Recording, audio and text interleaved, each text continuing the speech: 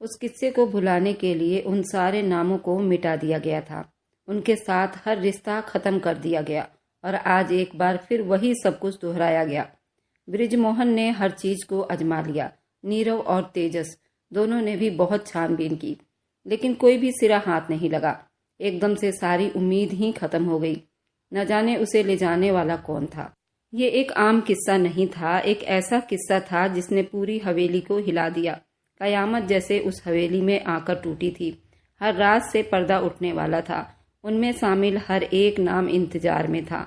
वह आदमी अपनी तरफ से पत्ते फेंकते हुए खेल की शुरुआत कर चुका था। अब उसे खेल को अंजाम तक पहुंचाना भी उसी की जिम्मेदारी थी। सो अब देखने वालों ने सिर्फ देखना था। काफी लंबे सफर के बाद वह थक चुकी थी। उसके हाथों में दर्द होने लगा था, जबकि उसके फड़फड़ाहट से भी सामने वाले पर कोई असर नहीं हुई थी। न जाने क्यों, लेकिन ना कोई जवाब और ना ही कोई धमकी। गाड़ी में गहरी खामोशी छाई थी। करीबन 3 घंटे के बाद गाड़ी मंजिल पर आकर रुकी। रात काफी हद तक फैल चुकी थी। उसकी भूख प्यास सब कुछ गायब था।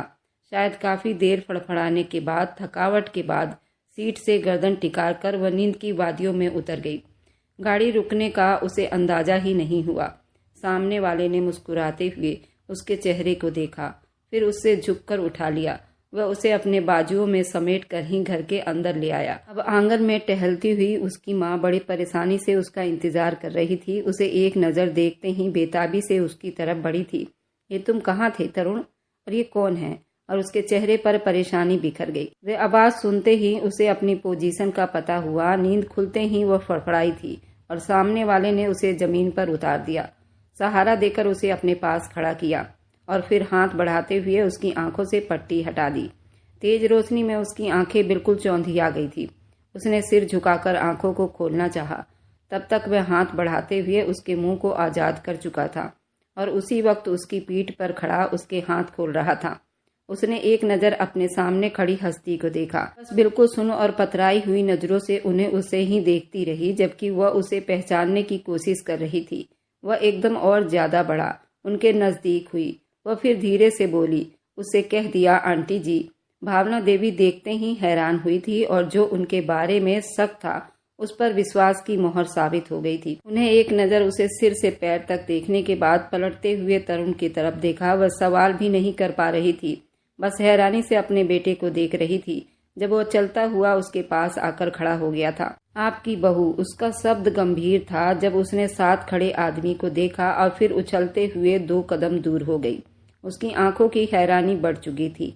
ये वही आदमी था जिसे वह रात के अंधेरे में भी पहचान सकती थी, जिसका शब्द, जिसका चुंबन, जिसका एहसास, जिनके जज्बात उसके सिर पर चढ़कर कई महीनों से उसके दिमाग को परेशान कर रहे थे। उसने आगे बढ़ते हुए उसे गिरबान से पकड़ लिया। तुम मुझे यहाँ क्यों लेकर आए हो और कौन हो तुम?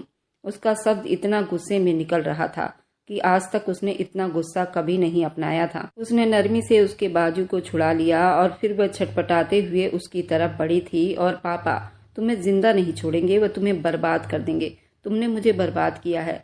मैं तुम्हारे बच्चे की माँ बनने वाली हूँ और तुम यहाँ तसल्ली से जिंदगी बिता रहे हो। आखिर चाहते क्या हो मुझसे? मेरी गलती क्या है? मेरी गलती क्या है, बताओ। वह हमेशा की तरह सवाल पे सवाल करती, सवालों की बारिश करते हुए उससे जवाब मांग रही थी। उसकी आंखों में आंसू थे जो बहते हुए उसके चेहरे को भिगो रहे थे।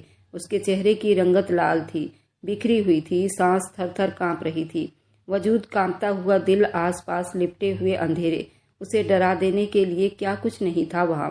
उस वक्त वह आदमी उसके साथ मौजूद थी और फिर उसकी आंटी भी उसका दिमाग समझने से परहेज कर रही थी। जिस वक्त भावना उस हवेली से अपने बेटे के साथ निकली थी उस वक्त वह बहुत छोटी थी, लेकिन उनके उम्र के हिसाब के बावजूद उनके चेहरे के नैन नक्श को वह पहचान गई थी। अच्छी तरह जानती थी कि ये भावना आंटी हैं, उसकी आंटी और सास भी है, जिनके बेटे से उसकी शादी बचपन में हुई थी जब उसके अंकल जिंदा थे। अंकल की मृत्यु के बाद सब कुछ खत्म हो गया था। तरुण हमेशा के लिए अपनी माँ के साथ उस हवेली से निकल गया था, तो उन्होंने हमें यही कहा था कि भावना देवी का अफेयर किसी गलत आदमी के साथ चल रहा था। इसी वजह से उनकी माँ ने उसके पिता के दिमाग में भी यही सब कुछ भरा हुआ था और उसी के नतीजे में वे अचानक आने वाले हार्ट अटैक से जान की बाजी हार गए थे। उसके बाद जितने साल वह हवेली में रही उसी हवेली में अक्सर ही कोई न कोई आता जाता रहता। न जाने वह कौन था, उसकी आंटी के साथ उसके आंटी के क्या संबंध थे। लेकिन ये बात उस वक्त सबके सामने आई जब एक रात वह चुप्पी से निकल गई। अपने बेटे के साथ ही वसुंधरा देवी ने खुद उसे अपनी आंखों से देखा था किसी गैर मर्द के साथ जाते हुए। जब वह शोर मचाती तब तक वह निकल चुकी थी और सुबह ये खबर आग की तरह फैल गई थी। उन्होंने कई साल पहले ही अपने पति की सारी दौलत को अपने बेटे के नाम करवा लिया था। फिलहाल अब उन्हें किसी चीज की भी कोई कमी नहीं थी। उसे हवेली से चले जाने के बाद बृजमोहन ने उनसे हर संबंध खत्म कर लिया था। उनके लिए वह एक बचलन औरत साबित हुई थी जिसका पीछा करना और उसे वापस हवेली में ले जाना हवेली के लिए एक दाग से कम नहीं था। इलाके भर में ये खबर मशहूर हुई और बृजमोहन की काफी बदनामी हुई। लेकिन अब तो इस बात को बीते कई साल हो चुके थे। उनके लिए भावना उनके दोस्त की पत्नी, बचपन में जोड़े गए रिश्तेदारी की वजह से अब उनकी समधन भी। अब इस सब इल्जाम की वजह से वह उनके लिए मर चुकी थी। तेज सिंह अपने दोस्त के साथ ही उन्होंने अपने समधन के साथ भी कोई रिश्ता नहीं जोड़ा था। सिर्फ इसी वजह से उसकी परवरिश भावना के हाथों हुई थी और आज कई सालों के बाद अपने सामने उस बदचलन औरत को देखकर वह थम सी गई। आखिर ये सब कुछ उसके साथ क्या हो रहा था। दिमागी तौर पर इस तरह परेशान थी कि जैसे ही सामने खड़े आदमी ने उसे बाजू से पकड़कर हिलाया तो वह बिल्कुल सुन हुई नजरों से उसे देखने के बाद उसके बाजुओं में झूल गई। आज उसने जो कुछ बर्दाश्त किया था उसके बाद उसका दिमाग बुरी तरह से हिलकर रह गया था। उसने जल्दी से उसे अपने बाजुओं में समेट लिया, फिर उठाकर कमरे में ले आया। भावना तो उस पर झुकी हुई थी, उसे होश में लाने की कोशिश करते हुए अपने बेटे पर अपना गुस्सा भी निकाल रही थी, जिसने न जाने कौन से बदले की आग में उस मासूम जान को सबक सिखाना चाहा था। जब उसे होश आया वह कमरे में अकेली थी। कमरे की शानदार बनावट ने उसे एक पल ठिठकने पर मजबूर कर दिया। उस कमरे की खूबसूरती इतनी थी, उसने आंखें खोलकर इधर उधर देखा। हर चीज बड़ी बारीकी से देख रही थी और सामने दीवार पर वह टंगी तस्वीर को देखकर सहम सी उठकर बैठ गई। काफी देर वही तस्वीर में लगे फ्रेम में उसकी मुस्कुराहट को देखती रह गई, फिर सिर झुका लिया। वह आंटी का बेटा है, उसके पापा का दोस्त का बेटा है, उसी से तो उसकी शादी हुई थी, यानी ये उसका पति है। काफी देर खुद से ही जंग करती रही। जब कुछ देर के बाद दरवाजा खुला और उसने चेहरे पर बिल्कुल लापरवाही सजा ली थी। भावना देवी के साथ वह भी कमरे में दाखिल हुआ था। भावना देवी जल्दी से आगे बढ़ी, उसके हाथ को थाम लिया। कैसी हो मेरी बच्ची, तबीयत कैसी है तुम्हारी? उसने अपने हाथों को वापस खींच लिया। मुझे आपकी झूठी मूठी हमदर्दियों की जरूरत नहीं है, मुझे बस अपने घर छोड़कर आओ, क्योंकि मैं वहीं सुरक्षित रहूंगी। उसका शब्द गुस्से में निकल रहा था। वह बड़ी हैरानी में पड़ गई थी। उसने जबरन अपना हाथ भावना देवी से छुड़ाया था। वह अब उसे गुस्से वाली नजरों से देख रहा था। ये किस तरह की बात कर रही हो मेरी माँ से तुम? मेरी माँ से तमीज के दायरे में रहकर बात करो, तरुण ने कहा। भावना देवी ने उसे टोका। आप और आपकी माँ तमीज के दायरे में रहकर बात करने के लायक नहीं। तमीज और बदतमीजी की बातें आप लोगों के मुंह से बिल्कुल भी अच्छी नहीं लगती। आपने वही सब कुछ दोहराया है जो कई साल पहले आपकी माँ के साथ ये सब कुछ हो चुका है। आपने मुझे भी अपनी माँ की तरह बदचलन साबित कर दिया। और वह जल्दी से उसकी तरफ बढ़ा था, उससे पहले कि वह उसके गुस्से का शिकार होती। भावना ने उसे रास्ते में ही रोक लिया। रुक जाओ तरुण, रहने दो, ये सब शोभा नहीं देता। मर्द होकर औरत पर हाथ उठाना। बाहर जाओ, खबरदार, अगर मेरी माँ के बारे में एक शब्द भी निकाला तो मैं तुम्हारे मुंह से जुबान खींच लूंगा। तुम अगर हकीकत जानोगी तो फिर नफरत करोगी उन हवेली के लोगों से और खुद से भी, जिनकी गंदी पैदाइश हो तुम। उसका तेज गुस्सा देखकर वह डर से सिमट कर पीछे हो गई। भावना देवी ने उसे बाहर खींच लिया था। उसे आराम करने का कहकर खुद भी बाहर चली गई। उनके चेहरे पर गहरी परेशानी थी। उसके दिमाग में अजीब से विचार उठने लगे और उसने जो कुछ किया था, जो कुछ कहा था, वह गलत था। ये अंदाजा नहीं अपनाना चाहिए था उसे। फिर सिर झटकते हुए वह लेट गई। खाना साइड टेबल पर पड़ा पड़ा ही ठंडा हो गया। उसने एक निवाला भी अपने हलक से नीचे नहीं उतारा और ना ही उस सिचुएशन में उसका दिल चाह रहा था कि वह आराम और सुकून से खाना खाए। इधर बृजमोहन हवेली में पूरी रात बिताने के बाद उसका कोई अता पता नहीं चला था। न जाने उसे जमीन निकल गई या आसमान। पुलिस में भी रिपोर्ट दर्ज करवाई, हर तरीका आजमा लिया था, लेकिन बृजमोहन के हाथों उसका पता नहीं चल पाया था। उस वक्त भी सोफे पर सिर गिराए बैठे थे जब अचानक ही उनके दिमाग में ख्याल कूद पड़ा और उन्होंने सिर उठाकर वसुंधरा देवी की तरफ देखा। तुमने कहा था कि तुम्हारी बहन के घर जा रही है, लेकिन वह उस रास्ते पर क्या कर रही थी? ड्राइवर बता रहा था जिस रास्ते पर वह किडनैप हुई वह रास्ता तुम्हारी बहन के घर नहीं जाता। आखिर वही हुआ जिसका वसुंधरा देवी को डर था। उनका शक उसकी तरफ चला गया।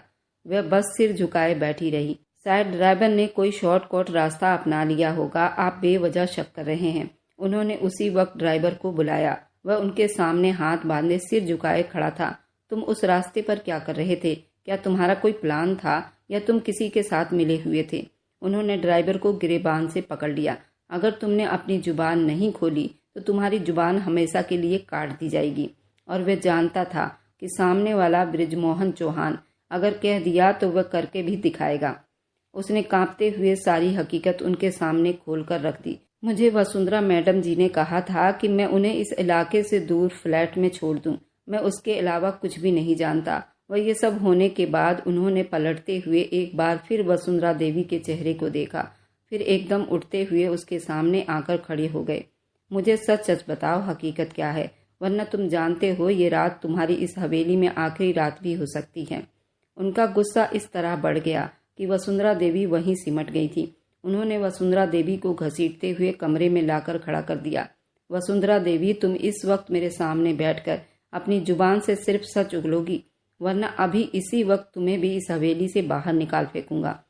तुमसे सारे रिश्ते खत्म कर दूंगा। फिर वसुंधरा देवी ने जो हकीकत उनके सामने खोली, वह गुस्से से दहाड़ उठे थे। उनकी तरफ बढ़े थे। उनके थप्पड़ों ने वसुंधरा देवी के चेहरे पर निशान छोड़ दिए। ये जो कुछ तुम कह रही हो सच है? उनकी आंखों से आंसू छलक पड़े थे। उनका पूरा जिस्म कांप रहा था। उनके कांपते हुए हाथ उस वक्त वसुंधरा देवी के गर्दन पर थे। बृजमोहन, मैं इसके बारे में कुछ नहीं जानती। मैंने जो कुछ किया डर में आकर किया। मैं सिर्फ उसकी जान बचाना चाहती थी। उसके बाद उसके साथ क्या हुआ मैं कुछ भी नहीं जानती। मुझे बस एक बार तुम्हारी बेटी मिल जाए, उसके बाद तुम दोनों माँ बेटी के साथ क्या करना है ये मैं तय कर चुका हूँ। वसुंधरा देवी को मालूम हो चुका था कि उनकी हैसियत हमेशा के लिए खत्म कर दी जाएगी। बृजमोहन अगर उन्हें इतनी ऊंची चोटी पर बिठा सकते थे तो उसे जमीन पर गिराने में जरा भी ना हिचकिचाते। फिर वह किसी काबिल नहीं रह जाती। बृजमोहन के लिए ये हकीकत कपा देने के लिए काफी थी। उनकी बेटी किसी की पत्नी होते हुए भी किसी के बच्चे की मां बनने वाली थी। न जाने अभी कितनी आफत आनी और देखनी बाकी थी। इधर भावना देवी के घर पर वह पूरी रात ही बेमकसद करवटें बदलती रही। सुबह के बाद उसकी आंख लग गई। सुबह उसकी आंख जल्दी ही भूख की वजह से खुल गई। उसने रात भी कुछ नहीं खाया था। बेड से उतरते हुए वह कमरे से बाहर निकल आई। घर काफी शानदार तरीके से डेकोरेट किया गया था। वे लोग यहाँ रहते थे और उसके पिता को मालूम ही नहीं था। सीढ़ियाँ उतरते हुए वे नीचे आई तो भावना के साथ तरुण नाश्ता कर रहा था। वह भी बिना किसी झिझक के नाश्ते की टेबल पर बैठ गई। भावना ने नाश्ता उसके सामने रखा। वह बेदिली से सिर झुकाए खाने लगी। उसे भूख काफी ज्यादा लगी हुई थी, लेकिन वह उन लोगों के बीच नहीं बैठना चाहती थी। उसके चेहरे पर उस वक्त सिर्फ नफरत थी।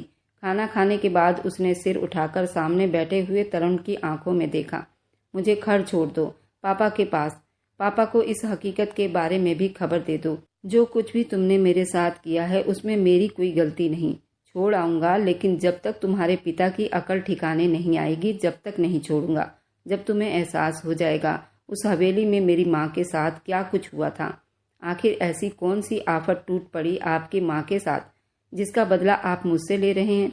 मेरे कमरे में आकर आपने मुझे बदनाम किया, मेरी जिंदगी को परेशानी का शिकार बनाया और अब मुझे यहाँ कैद करके बैठे हैं।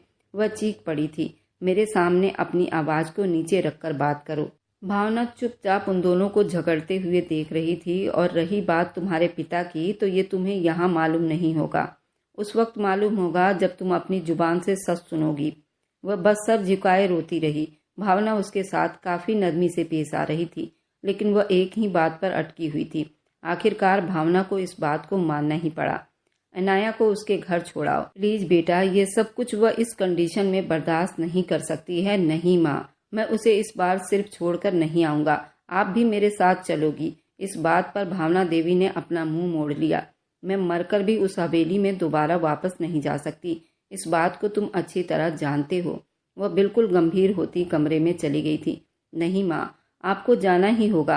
आखिरी बार इस हकीकत और साजिशों से पर्दा उठाने के लिए जो आपके साथ बीत गई है, जिसके बाद आपको बदचलन मशहूर कर दिया गया था। उस हवेली का बच्चा बच्चा आपको बदचलन कहता है। आपको अपने किरदार की सफाई देने के लिए वहाँ जाना ही होगा। मैं आपके साथ हूँ। इधर बृजमोहन अपनी बेटी और पत्नी की बातों को सुनकर परेशान हो चुका था। उसकी बेटी नहीं मिली थी और जो खबर उसे वसुंधरा देवी की तरफ से मिली थी, उसके बाद तो उसके रहे सहे होश भी चले गए थे। उसी शाम वो अपने कमरे में था। हवेली में एक मातम सा छाया हुआ था। नीरव और प्रणव अभी कम उम्र के थे। प्रणव की उम्र अभी सिर्फ 17 साल थी और नीरव की उम्र 18 साल की थी, लेकिन उसके बावजूद वह कड़ी मेहनत कर रहे थे कि उनकी बहन मिल जाए। इलाके भर में ये खबर फैला दी गई थी। उनका बाहर आना जाना खत्म हो गया। जब आधी रात बीती, रात के अंधेरे के साथ साथ उनका दिल भी अंधेरे में डूबता जा रहा था। ये रात भी बिल्कुल कयामत जैसी होने वाली थी। वह दहलते हुए दिल को संभाल कर कमरे से बाहर निकले। वसुंधरा देवी सोफे पर अपना सिर गिराए बैठी थी। उनकी हैसियत, उनकी औकात, उनका नाम, उनका रुतबा, सब कुछ बदल चुका था। बृजमोहन ने पल भर उन्हें उनकी औकात से मिलवा दिया था। जब सामने के दरवाजे से अंदर आने वाली बेटी को देखकर बृजमोहन के कदम जोर से वहीं जम गए। पीछे खड़े आदमी के तरफ बढ़ते हुए वह रुक से गए। ये मंजर देखकर सभी परेशान थे। भावना देवी भी उसे देखते हुए उठ खड़ी हुई। मेरी बच्ची, तुम वापस आ गई हो। वसुंधरा देवी जल्दी से आगे बढ़ी और आगे बढ़ते हुए अपनी बेटी को गले से लगा लिया। वह बेकाबू रो रही थी, जबकि वह दरवाजे के अंदर उस बेजान आदमी की पीठ से निकलने वाली परछाई को देखकर एक पल के लिए सारी हवेली बिल्कुल सन्नाटे में हो गई। उनके रगों में 20 साल बीते सारे जख्म ताजे हो गए थे। उनके रगों में गुस्से की लहर दौड़ गई थी। जैसे हर मंजर ने पलटकर उसे देखा था।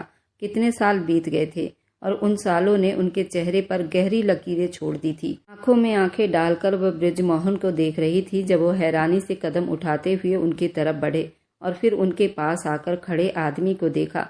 कोई भी कुछ समझने के लायक नहीं था। किसी के मुंह से भी आवाज नहीं निकल रही थी। बहन के आने की खुशी में नीरव, प्रणव भी बाहर आ गए। नीरव ने आगे बढ़कर तरुण का गिरेबान थाम लिया। कौन हो तुम और तुम्हारी इतनी हिम्मत कि तुम हवेली के इज्जत पर हाथ डालो? उसने नरमी से अपने गिरेबान से हाथ हटाते हुए उसे दूर धकेल दिया था। अगली बार मेरे गिरेबान पर हाथ डालने से पहले याद रखना, ये तरुण का गिरेबान है और मेरी तरफ उठने वाले हाथों को मैं तोड़ दिया करता हूँ। वे बिल्कुल अपने पिता जैसा रुतबा और शब्दों में बात कर रहा था। उनकी तरह बिल्कुल कद काठी थी। उन्हीं के नैन नक्श थे। बृजमोहन की नजरें बिल्कुल उस पर गड़ गई थी। क्या हुआ अंकल जी? मुझे देखकर आप हैरान रह गए। हाँ, मैं ही हूँ, आपका जिगरी दोस्त तेज सिंह का बेटा तरुण हूँ और आपका दामाद तरुण और अपनी माँ का चहीता बेटा तरुण। क्यों आए हो तुम यहाँ पर इस औरत को इस हवेली में लेकर? मेरी बेटी तुम्हारे पास थी, यानी ये सब किया धरा तुम्हारा ही है। तुम्हें शर्म नहीं आई अपनी ही पत्नी पर हाथ डालते, उसे बदनाम करते हुए? वह तुम्हारी ही पत्नी है।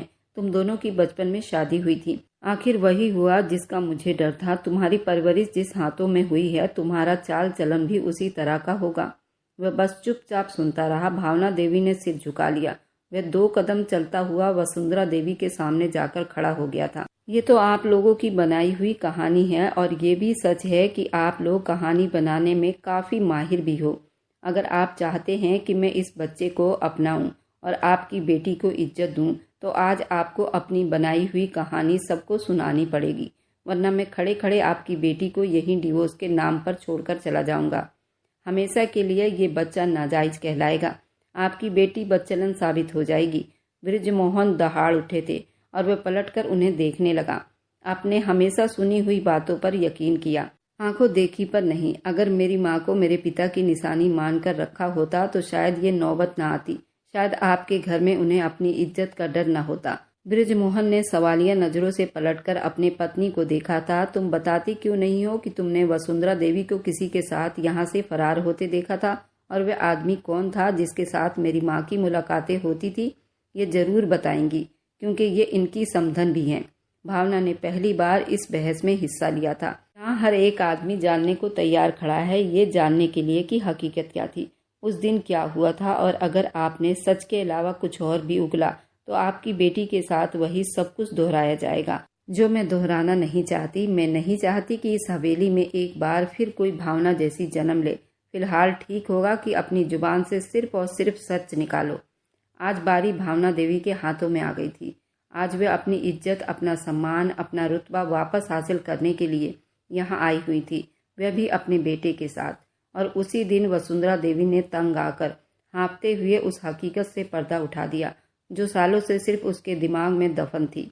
भावना देवी के साथ मैंने हमेशा नफरत की, क्योंकि मुझे आपका दोस्त और उसकी पत्नी भावना बिल्कुल भी पसंद नहीं थी। मैं बिल्कुल नहीं चाहती थी कि वह इस हवेली में रहे। वजह तेज सिंह थे। तेज सिंह का रिश्ता पहले मेरी बहन से हुआ था, जबकि मैं भी तेज सिंह को पसंद करती थी। उन्होंने ऐन वक्त पर उस मंगनी को खत्म करके भावना देवी से शादी कर ली। तब से ही मुझे भावना देवी बिल्कुल भी पसंद नहीं थी।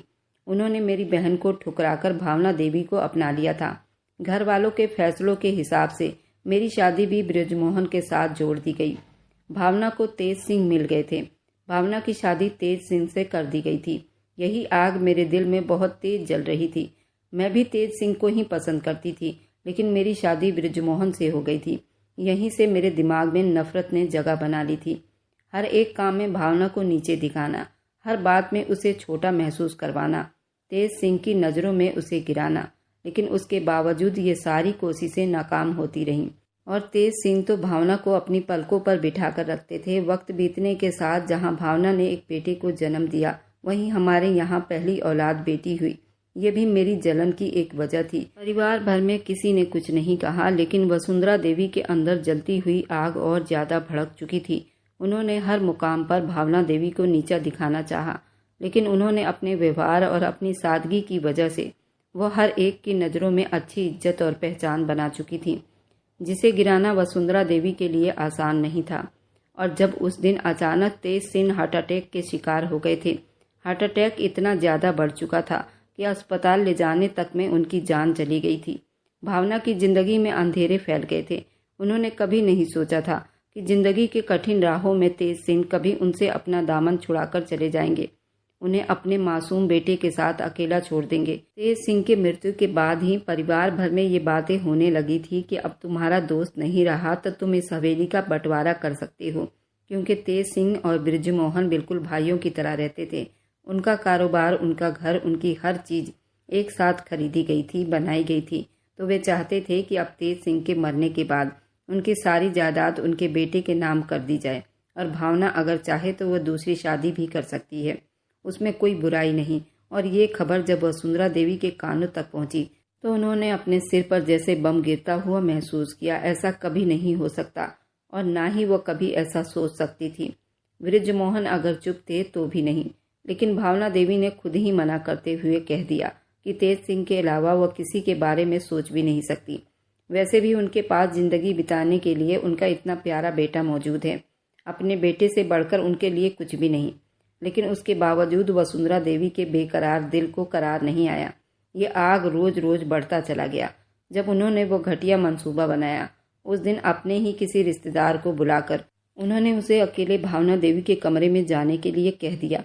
भावना देवी के साथ उनके रिश्तेदार ने वही गंदी हरकतें की। वे आदमी अपने जिस्म की भूख मिटाकर जा चुका था। उन्हें देखने के बाद इंसानियत भी शर्मा जाए। एक औरत ही एक औरत की दुश्मन बनी, और भावना ने बड़ी मुश्किल से अपनी इज्जत नीलाम होने से बचाई थी।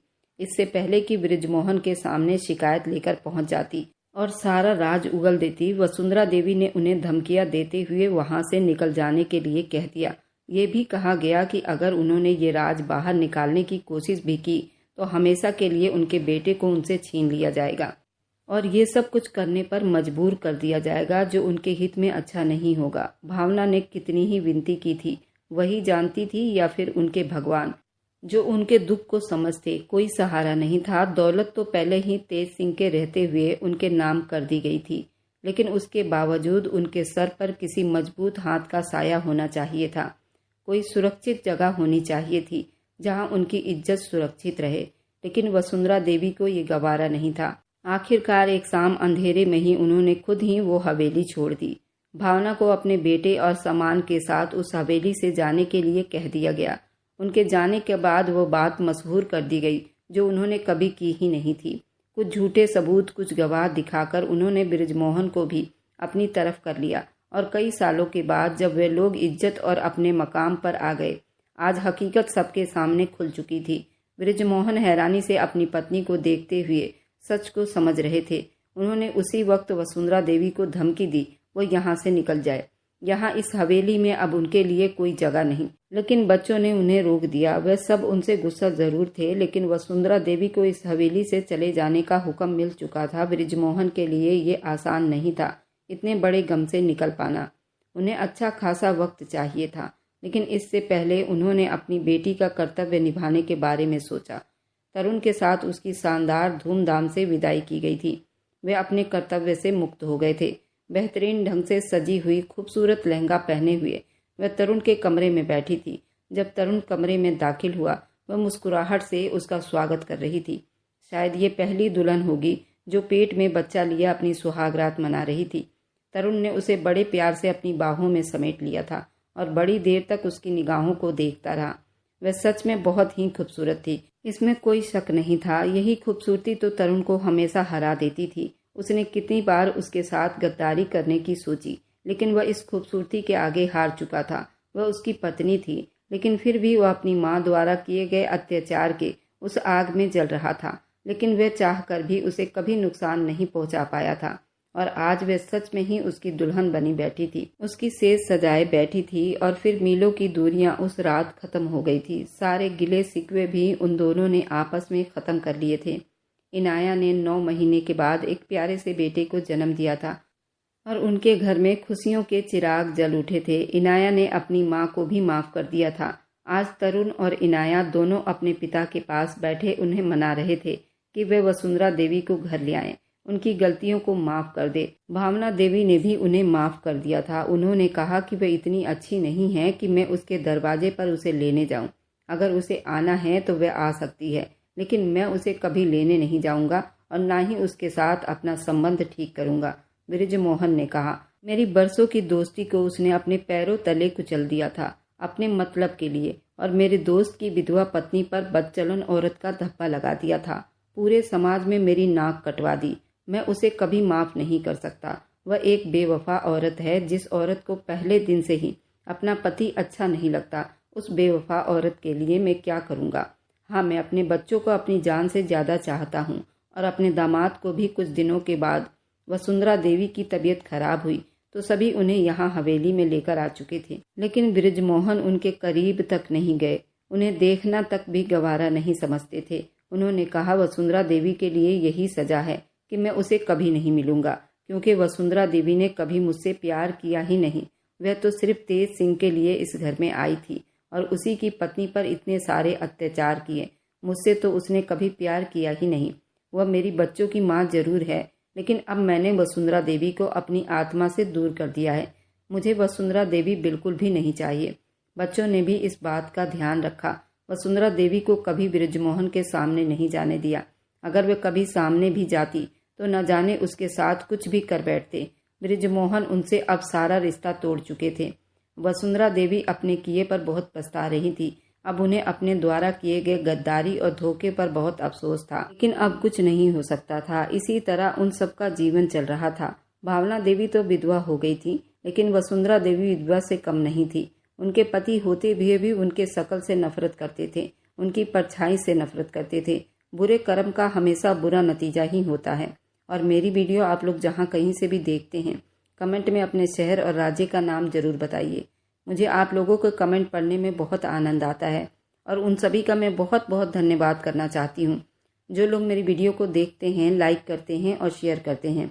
अगर आपको आज की कहानी पसंद आई है तो मेरी वीडियो को जरूर लाइक कीजिएगा और अपने दोस्तों के साथ शेयर भी कीजिएगा। और हाँ, अगर आपने अभी तक हमारे चैनल को सब्सक्राइब नहीं किया है तो जरूर सब्सक्राइब कर लें। मिलते हैं हम अपनी कल की एक और नई दिलचस्प कहानी के साथ।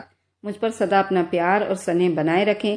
सभी को मेरा प्यार भरा नमस्कार। दोस्तों, खुश रहें, स्वस्थ रहें, मस्त रहें।